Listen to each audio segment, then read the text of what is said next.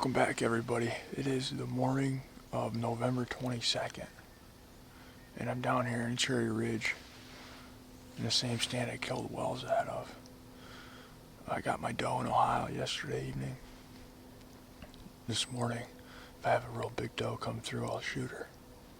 But there was a bear over across the road over here yesterday in the neighbor's corn, I'm pretty sure, so that was another reason I decided to come down here. This is an area that seems like whenever there's bears here, they end up coming through at some point. And there is one deer down here that I would shoot, a real heavy 8-point mature buck. I haven't seen him in a few days though on any of the cameras, so I'm not really sure where he's at, but you know, there's always a possibility that deer comes through here.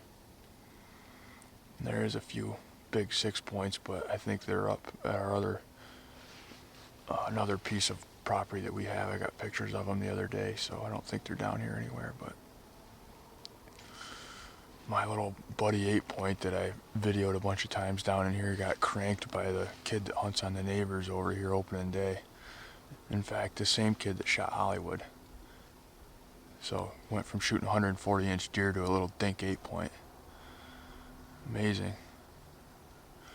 The reality of it is, though, it's whatever, you know, makes you happy and gets your heart pumping. If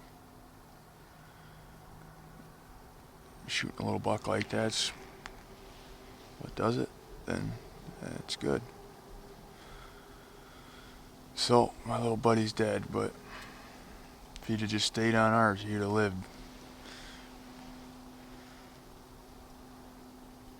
We're gonna sit tight and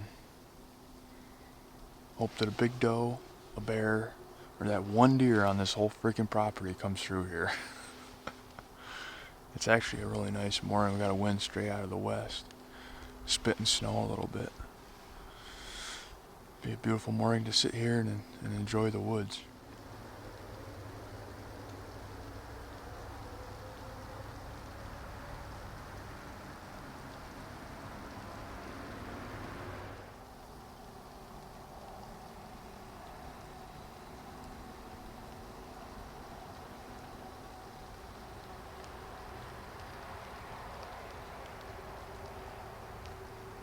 Well, Chris just went down the road and a black bear crossed in front of him right up here in front of me into the creek bottom on Carl's, so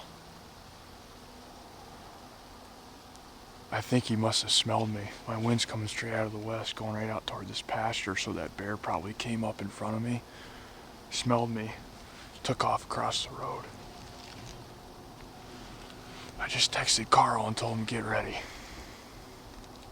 I was in a good area.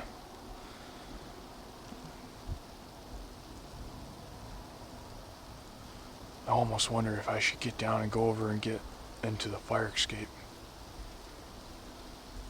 Or if I should sit tight.